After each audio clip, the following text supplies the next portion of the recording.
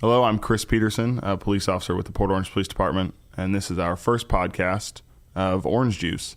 Today's guest is Chief Manny Marino. I'm joined by Sergeant Andre Fleming and Detective Fischetti of the Port Orange Police Department. Thank you all for being here today. We're super excited to get this off the ground and run with it and let this be a way to introduce ourselves to the community and let the community kind of see what we go through and what we, deal with and just give them a different perspective. Directly to my right is Chief Marino. Chief Marino, if you want to introduce yourself and just kind of give us your background with Port Orange, and then a little later on we'll kind of delve a little deeper into your career as a police officer. You want to start with Sergeant Fleming? Hey guys, this is Andre Fleming. I'm a sergeant with the Port Orange Police Department. Super excited to be here. This is long time coming, and we're excited about the possibilities. Super happy to have Chief here with us today. Well, thanks, guys.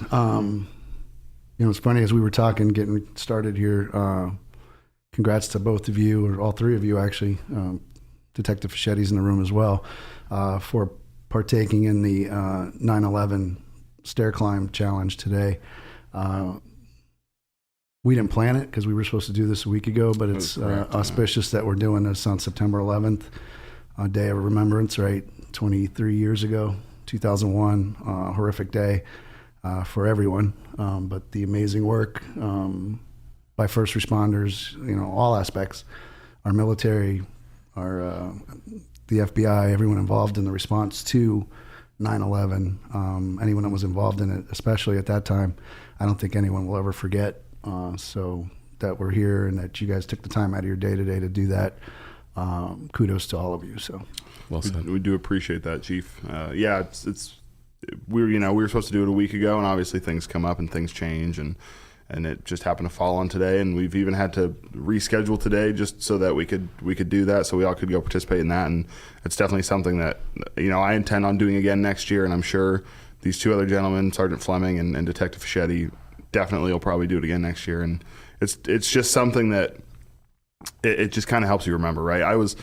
When 9/11 happened, I was 2, not to make anyone in the room feel old, but so I don't remember what happened or how it went down, but I ask my dad all the time about it, and he can tell me where he was and what he was doing. And so it's obviously nice that being my age and being so young and not really remembering it, having a way to remember those people. So it was definitely an experience that I'll do again for sure.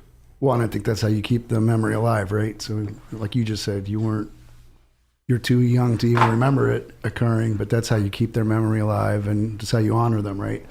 Moving forward. So it's nice, it's refreshing to see a young police officer who really doesn't remember that day, but still taking time out to honor their memory and all the people, right, that for the days and weeks and years that followed, put their heart and soul into the recovery and getting New York back on their feet, and then the investigation into the terrorist attack itself. So, for sure. So I'm actually honored that we're doing it on September 11th. So. Definitely. So back to me, Chief Manny Marino. Yep, I've been with Port Orange now. Believe it or not, October next month is going to be my third year in this role, which I love. It was challenging, right? We've had some challenges along the way, but I think we're in a good place, and I know we're going to get to that. But October 25th will be it'll be my anniversary of my third year. So I think you were hired right before me, but I remember when I did my Chiefs interview, it was with Proctor because they were still moving you in. Right. So yeah, it's for me, it's been a good 3 years, right? I'm hoping it's been a good 3 years for you coming up here from South Florida. Obviously there's some differences between Port Orange and Hollywood where you were from. Is there anything you want to elaborate? Any big differences that you can see that kind of stick out to you? So yes and no, right? Policing is policing. your job as an officer is to interact, to assist the public. We still respond to calls for service. Now, those may be different, depending on obviously 2 different cities, 2 different crime patterns, a little bit more in the way of violent crime and narcotics in South Florida, so you deal with that a little bit more down there. But ultimately, you're responsible to the residents that you serve, right? The business owners, the community, our elected officials, and that doesn't change whether you're a cop in South Florida, or you're a cop in Port Orange, or you're a cop in Mayberry, right? When somebody picks up the phone, they expect the police to come. They expect the police to be professional. They expect the police to be fair and transparent, and they just want to be dealt with professionally, and that's across the country, right? So that mindset you take to wherever you go, and if you hold to those, if you hold yourself to those facts, and that's how you approach your job as a police officer, I think you're successful no matter where you're at.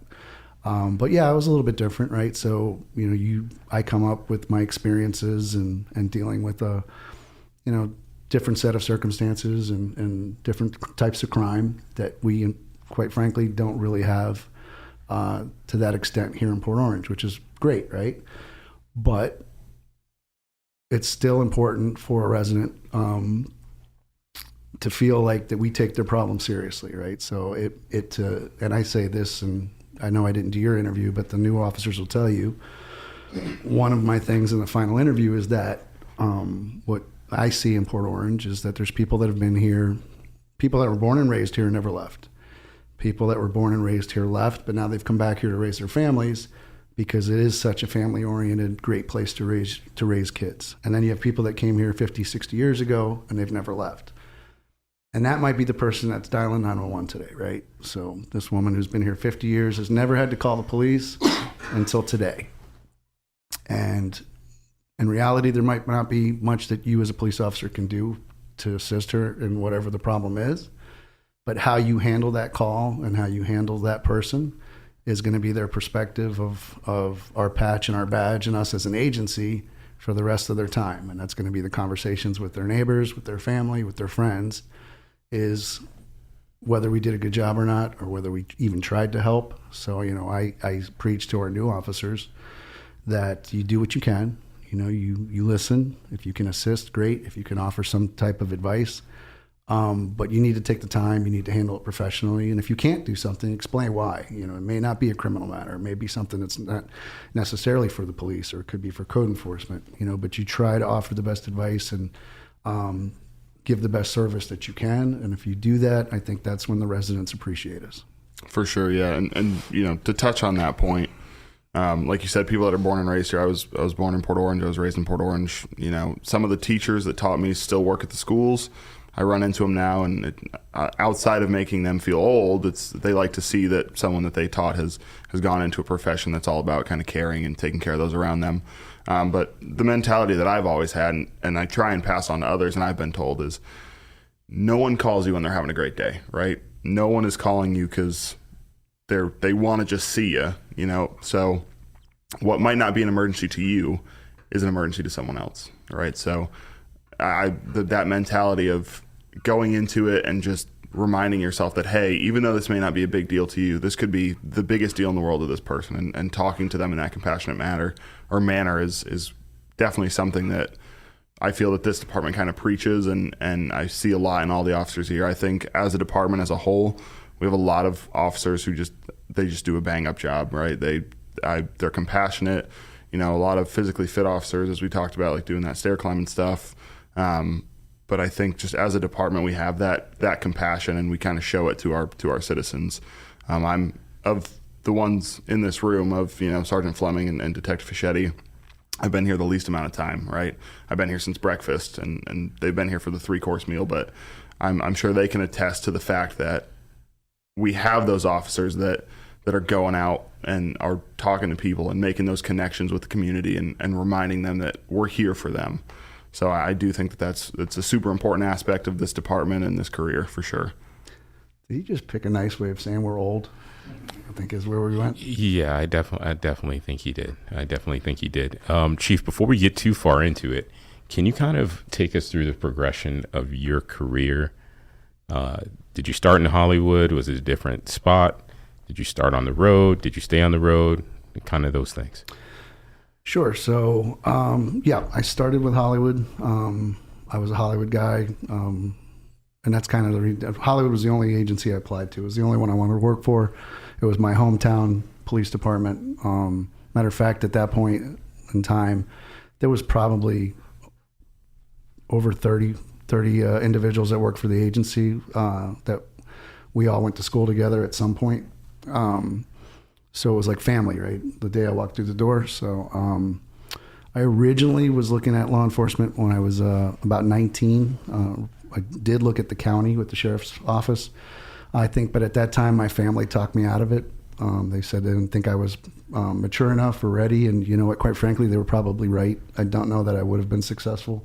I don't know that I had the life experience at 19. Not saying that people didn't do it, because at that time it wasn't uncommon to hire officers at 19, and some of the best police officers I knew had gotten hired at 19. They weren't even able to purchase their own firearm. Their parents had to purchase it for them, because at that time the department didn't issue them. But I circled back to it. You know, I went to private sector for a while, but I knew it's what I wanted to do.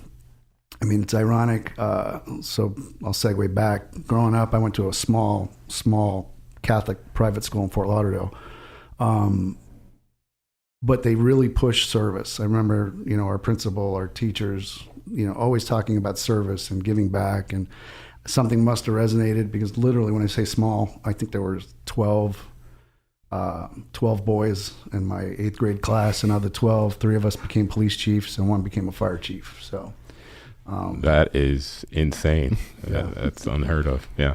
3 of us had, you know, I think I'm the last one standing, so we all, for whatever reason, you know, so something was there, obviously, but so when I got back to it, you know, like I said, Hollywood was the only agency I wanted to work for, but that's one of the things that changed, right? It was very difficult to get into law enforcement at that point.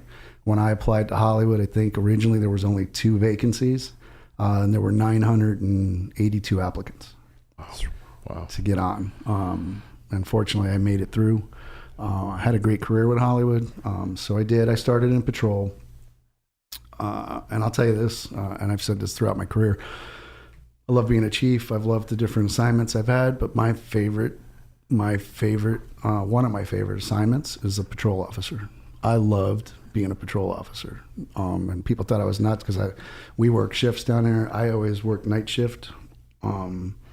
There was something very prideful. As I said, I lived in Hollywood. I grew up in Hollywood. My family, my friends were all in Hollywood.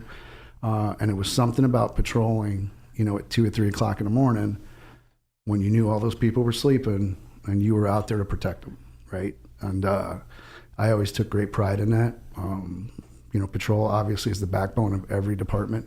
You know, it's the most important function that we do. And it's the most visible with the public. And I loved it. You know, I just absolutely loved being a patrolman. I was fortunate. As an officer, I got assigned to. I worked our beach, our marine unit. I also was what we called a neighborhood team leader, which is basically you're assigned to a geographic area, a neighborhood, and your job's to be a problem solver, right? You weren't 911 driven. You had the ability to, if your issue was traffic, you go run traffic, or you handled that. If you were having burglaries, you were able to, you know, dress down, get an unmarked car, and go do surveillance. That was what your job was. You know, what are the issues? What is the data showing you for your area, and how are you going to address it? So it was a great position. But with that said, I actually asked to go back to patrol, and again back to night shift, just because I loved it that much. So I went back, but they did ask me to be a field training officer. I did that for several years, which was very rewarding. When I did retire to come up to Port Orange, they put a book together for me, and the number of trainees that I had trained over the years made a special point to sign that book and talk about stuff that, you know, you're talking 20-something years later, that they were still remembered, you know, from being in a car and riding around for shift after shift. So yeah, great. It was a great. To me, it was, like I said, probably my assignment that I enjoyed the most. But then I was fortunate to start getting promoted. I promoted to sergeant in 2003. I had assignments across the traffic homicide, the traffic unit, our downtown unit. I worked. Then I went into criminal investigations. I was fortunate to work every aspect, both on the property crime side. Ultimately, ended up in the robbery unit. From there, though, they threw me a curveball and asked me to go be the public information officer. And I took over a public affairs section, which ended up being very rewarding as well, working with our community leaders and developing a new respect with the media. Especially in South Florida, as the only PIO and a 300 plus sworn and another 119, I believe at that time, support personnel, so 400 member agency. And the phone rang as the PIO started usually a little bit before 6 in the morning news, and it went till after 11. So, but you develop those relationships, with both the print and television media and radio. And I'm still friends with some of those people today, and it was good. It was eye-opening, great experience. From there, I ended up promoting to lieutenant, and again, great assignments, different areas of the department. That was in 2012, 2008, and then in 2012, I was promoted command staff, police major. Again, great assignments, narcotics, long-term investigations. A lot of federal task forces, drug enforcement, DEA, obviously DEA, joint terrorism, FBI. So really, really fun, neat stuff to do, which I think is what's great about a law enforcement career, right? It doesn't feel like you've been doing this for 30 years, which in April next year will be my 30th year in law enforcement. But it doesn't feel like it because of those breaks. It's not like you've done the same function for 30 years. You've had an opportunity to go do different things. And even now, right, I've been a chief for 3 years, so it feels brand new. But that's what's nice about a law enforcement career, because you can do different things. You can focus in certain areas if that's if that is what interests you, or if that's what you get, is rewarding to you, right? You solve a big case, you find a missing child, you help a domestic violence victim get away from an abuser. All of those things are very rewarding, and it's what balances out, the tough days is when you're able to do those things. People ask, like, you do. You remember the great arrests, you remember the great cases you worked, but some of those other ones I remember clear as can be. Helping someone that had been separated from their family, didn't think they had an opportunity to go back, called them at 3 o'clock in the morning, and parents first thought the worst, right? I'm getting a call from a police officer at 3 in the morning. This is what we've been waiting for. I said, no, the person's okay, but doesn't think they can come home. And literally said, where are you at? And we're on our way. And drove 3 hours to come. I brought them to the police department, and sure enough, 3 hours later, they were standing in our lobby to take that person home. But to me, I remember that as vividly as making a homicide arrest, so. And that's what this career is about, over the course of so many years. But 2012, Chief selected me to join the command staff, which was an honor to do, as I said, as a major. I served as a major until 2018 when I got promoted to assistant chief, and I served in that capacity until I retired. I literally retired from Hollywood on October 24th, 2021. I started Port Orange October 25th, so very short-lived retirement. We're happy to have you, Chief. We're certainly happy to have you. Ironically, I share a ceremony with Chief in that I got promoted to sergeant as Chief was coming in. So it was definitely a transition period for sure. So I'm happy to have you. I think that's something unique that we'll definitely share together. So, and also, Chief jokes with me from time to time. I kind of hoodwinked him into coming to the department. I was like, Chief, it's going to be great. We'll get to get in together, work together. But no, all in fun. Definitely good to have Chief here for sure. Yeah, I remember when I started, you were the training officer, and I think I was like just getting into the academy, and they had promoted you. Mm-hmm. And obviously that's something you aspire to, right? You get into this career, and I know my goal it's to go up, right? I want to go up and make a couple pit stops on the way, try out some different departments, that kind of stuff. But that had to be a great feeling to know that all your hard work paid off to get to that point where I've been recognized and I get to move up, and I now get to, I went from training the new officers, I now get to lead those officers. So that's got to be a good feeling. It's actually very humbling. It is terrifying. I remember when I got promoted, I remember telling everybody, I was like, I'm not ready, right? I don't know all the policies. I don't know all of the procedures. But it's really not about that. It's really about leading people and helping to facilitate people's growth as best as you can, right? To be that supervisor, that leader that is a servant leader, working with them from the forefront, being in there with them and giving them all they need, all the tools they need, and making the sacrifices necessary to be that. And I can attest to Chief Marino doing that. I've not only seen it, I think our department has felt it. And we're definitely grateful to have him here. And Chief, we've talked about your career, and this has been an opportunity for people in the community to get to know you, but I'm sure some of our officers will also be listening to this podcast too. What is it that you would want to send a message to them in terms of who you are, what your mentality is, what your heartbeat is? I'm sure people have seen you, some people know you, but some people have that, some officers have that fear, I guess, of being a chief, and there being that separation, and maybe they don't get to know you as well as myself or some of the detectives or Officer Peterson.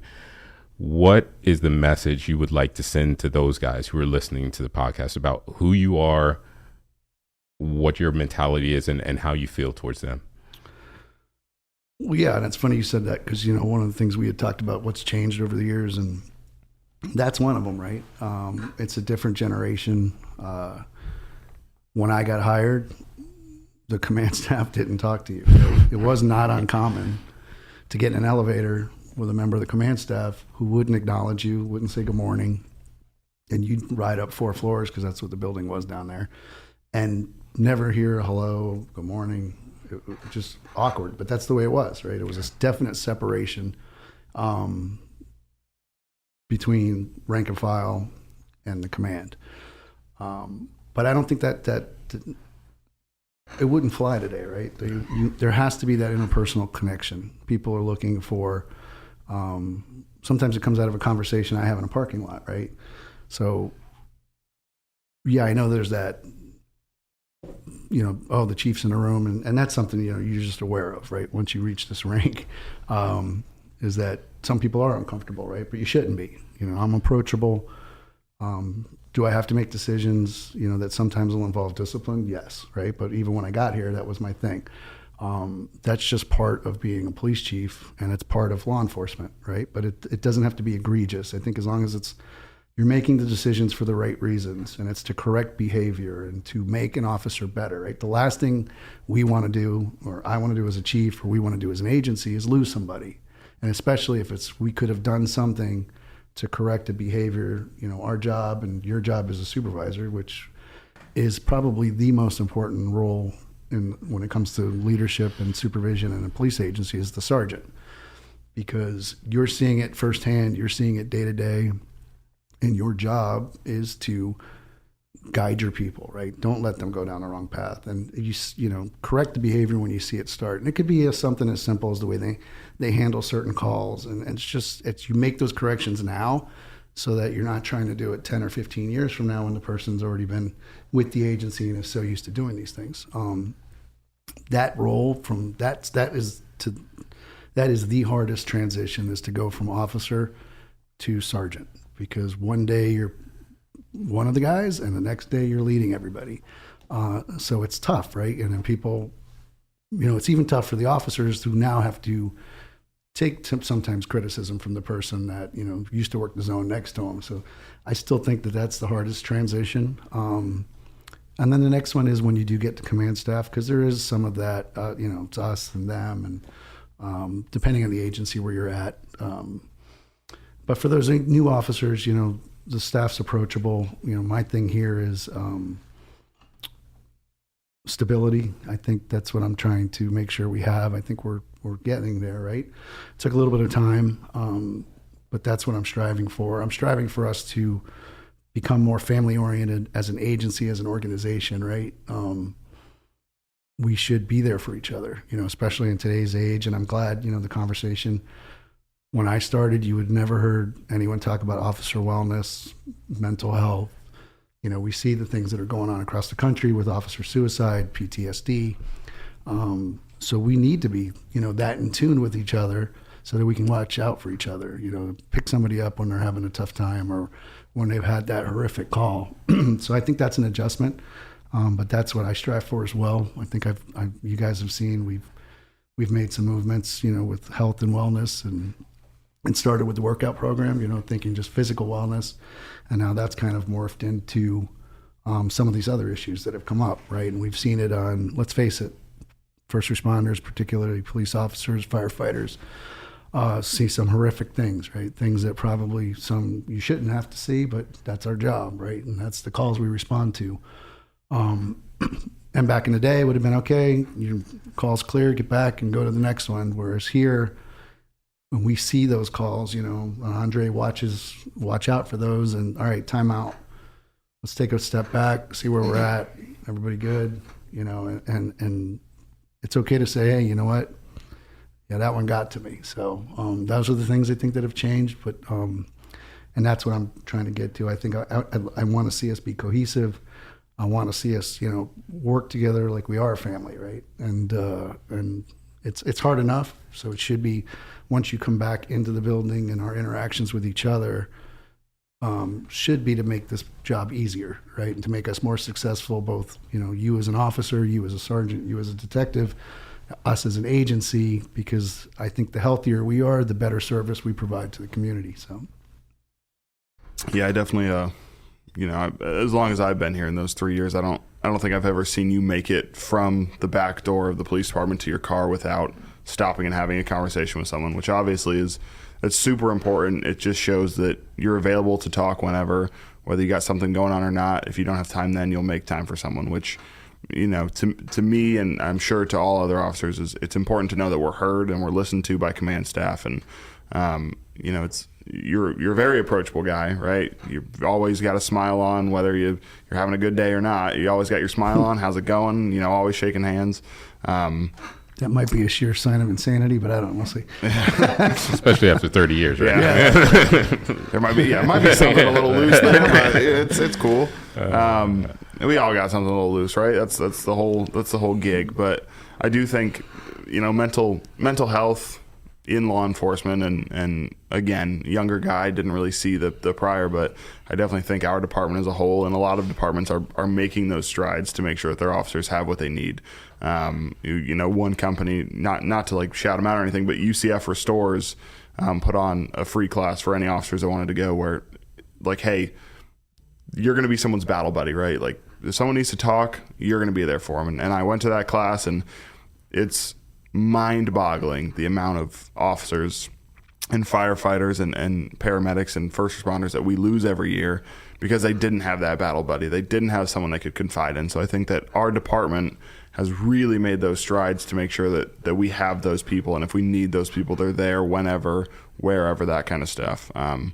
So I definitely think that, as time goes on and mental health becomes more of is brought more to the forefront of this job, I think we'll see kind of an uptick in a better quality of life for law enforcement, even while working and after retirement, when they call it a day, because that's such a big thing too, where you do your 30 years and you've done this job for 30 years, and you get out and all of a sudden you're like, now what? It's kind of like any job, but this one in particular, a lot of running and gunning, and you're always keeping yourself active, and then one day it's not there anymore. You don't have that activity that you've been used to for 30 years. So I think it's super important that we make these connections with each other now, so that when we leave, we have these connections to fall back on. And I think that, it all starts at the top, like they say, I think you've done a great job, a bang-up job of making sure that people know you're here. You want to talk. You're happy to see people. So I think that's very important. But I'm glad you brought that up, because that's one thing, when I talk to obviously the last step when you get hired here is a chief's interview. And that's really for me to see, what's your mindset, what your support network looks like, because that's in today's day and age, even, it's huge, right? Do you have a family? Are they aware that, we work some crazy hours, right? We get activated for hurricanes. And, but the other thing I tell them is, and it's a weird balance, right? That's what's unique about this. Yes, it's a profession. We're all professionals. We've strived to make it profession. Back in the day, we didn't push training and education like we do today, which is important, right? And when you see the decisions that officers have to make in a split second, daily, and dealing with law and constitutional law and state law. But what's different is what's unique and where the balance needs to be is, so yes, this is a profession, but it's one of the unique ones where that's what you're seen as, right? Fair, right, wrong, or indifferent, you're always the police officer. So even when you're off duty, you're held to a different standard, right? Because something you do, that anybody else in the world could do and get away with, you're going to be held accountable either by the department or by the court of public opinion, because you could be out front having a barbecue and but oh look, the cop's got a beer in his hand, right? So you just have to be cognizant of that you're always going to be under the microscope. What's unique is though that you also try to tell people that this cannot become your sole identity, because like you said, and that's where you see a lot of people struggle, is this is all they've known, right? All I know is I've been a cop, and all you do is read articles about law enforcement, and you watch, Supreme Court decisions, and all you watch is law enforcement movies and law enforcement television, and all your friends are law enforcement, right? And then all of a sudden one day it's gone. And then that's where I think people struggle, because this is all you've known. So I tell the new officers, you have to keep that other circle of friends, right? You have to make sure you stay in touch with your family, because they're the ones that keep you grounded. You may not like those conversations, especially if it's something that, maybe we did that wasn't the best way to do it, or we did something wrong, right? They'll call you out on it. And those are the conversations you have to have. You're not going to want to hear it. You're going to say, hey, why did your guy do that? And you're going to have to explain, yeah, we made a mistake, or here's why they did it. Sometimes it's just, this is the reason we do these things, because the public sometimes doesn't understand that, especially when it comes to officer safety. And but if you don't keep those connections and keep yourself grounded, when you get to the end of that road, I think that's where people have a really hard time, because this is the only, you're a law enforcement police officer is my identity. That's what I am. You're not. You're a human being.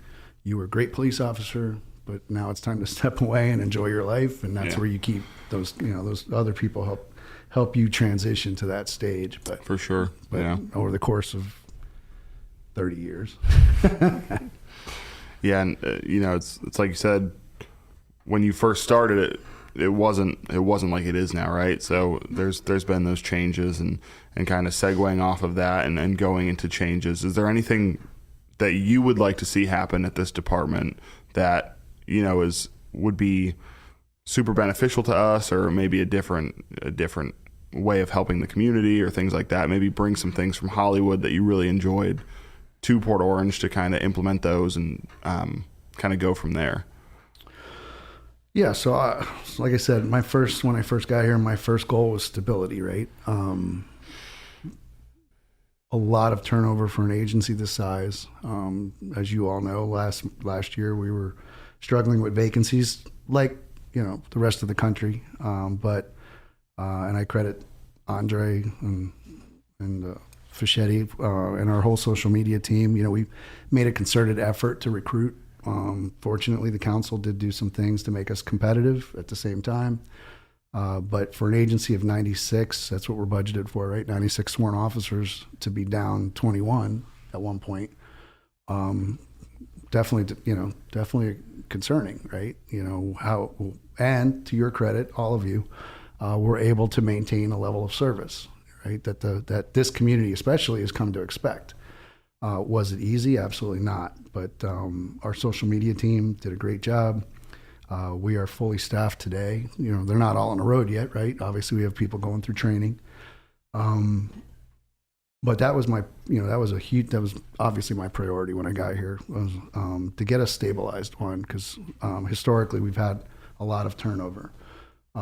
So the goal was to not have that turnover. So we're getting there so far this year, and I don't want to jinx us, but we've made strides in that department, right? So let's keep the people that we have. So that was number one, because you couldn't be effective if we don't have the people to be effective. So that's where we're there now. My next priority, and we just had a staff meeting yesterday, is because of that turnover, though, we're an incredibly young agency. Literally, because the hires we've made in the last year, roughly 25% of our agency has less than a year of experience. But the numbers are actually, you look at, I want to say 43% have less than 3 years of experience. And then the number is similar with less than 5 years. So that institutional knowledge isn't there. So for us, I think training is next, right? We need to put a big focus on training. You get your academy training, you go through FTO, but if you're not constantly, it's like working out, right? If you're not constantly staying in shape, and you lose it, right? So I think training for us as an agency is the next step.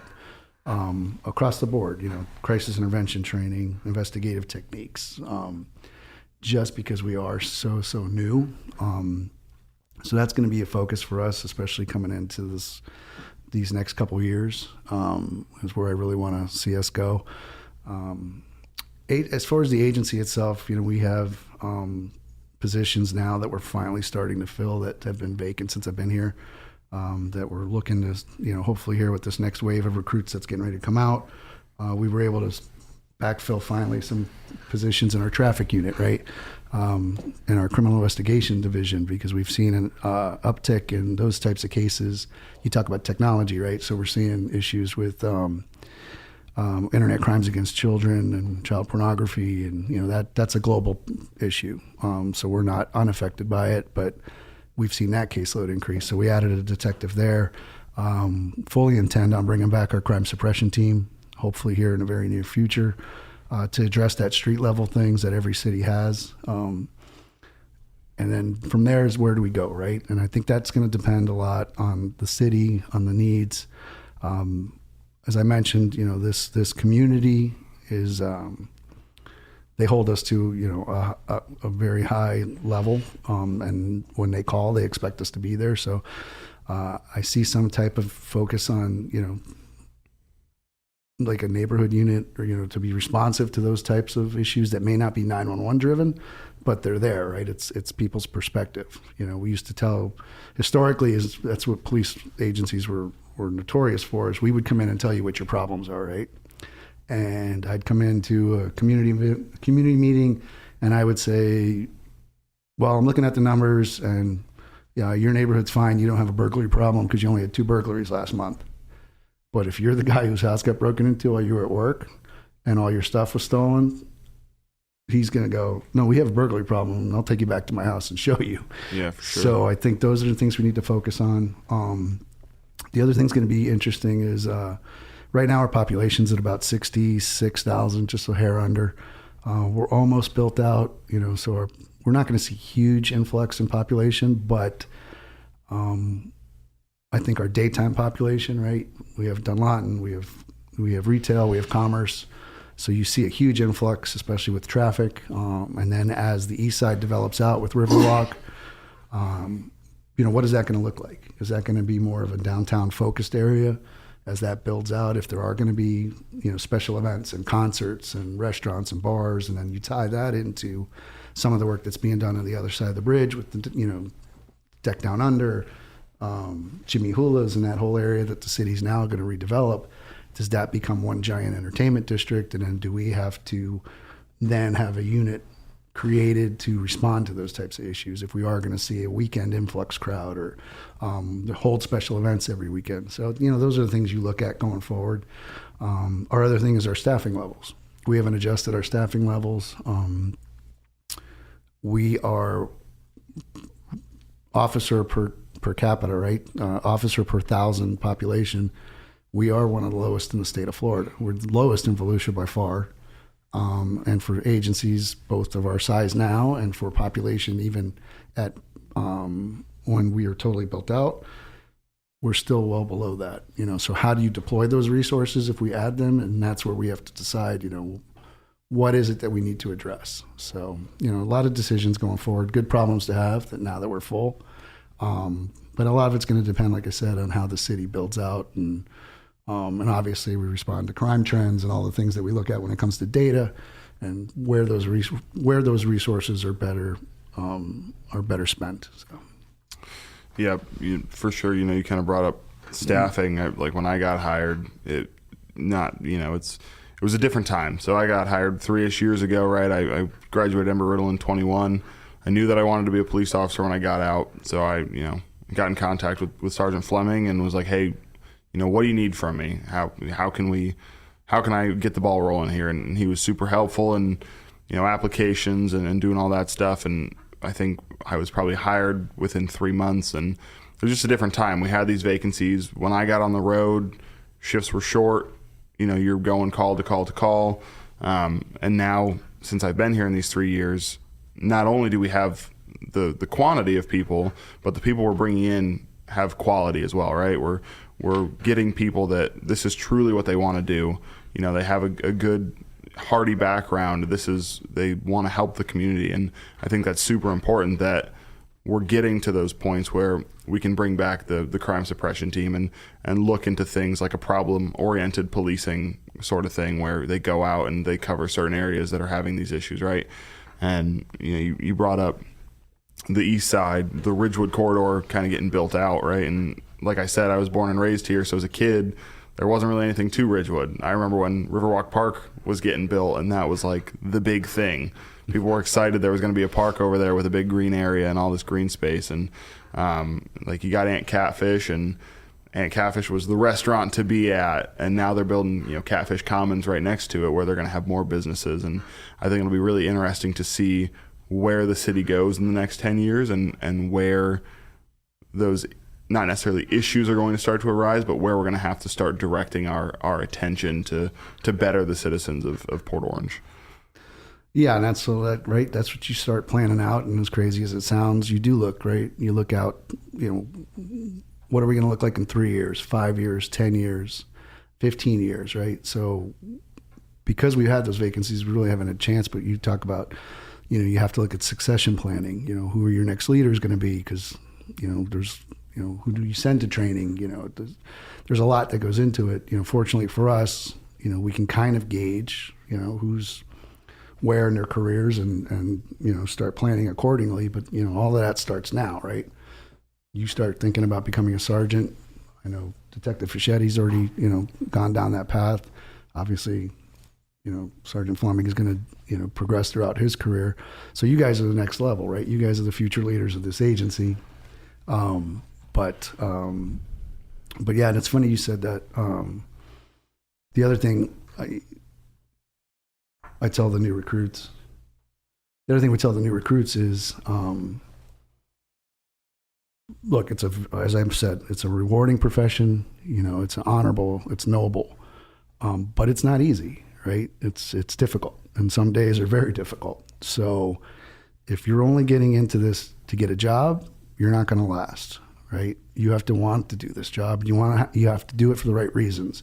And I think you guys have heard me say this probably at swearing-in ceremonies. We can give you all the training in the world. We can give you the tools. We can give you the equipment, right, to make you successful. What I can't give you is the right mindset and a good heart. That's got to come from you, and that's the reason you're getting into this. Because if you're here for a paycheck, you're not going to last. It's the honest truth of it. And I think you see that sometimes when people get out there and relatively early in their career and realize that this isn't for them, and it's probably because they got into it for the wrong reasons. So, for sure, Chief, we appreciate you taking time out of your day today. I think it's important that not only, as Sergeant Fleming said, the officers who are going to listen to this get to know who you are, but our citizens kind of get to know who you are and when they run into you in out and about, maybe they'll think you're more approachable now, right? Because of this kind of stuff. But we do appreciate you taking time out of your day and coming out here and talking to us about this kind of stuff. Thanks Chief. Appreciate it. We're just going to close with so proud of the police department as a whole, all of you. Amazing job. As I said, we've had some challenges. Hurricane Ian, our people out there, chest deep water, 200 high water rescues with our fire department, and it's been staffing shortages, and yet as a whole, our people have done an amazing job.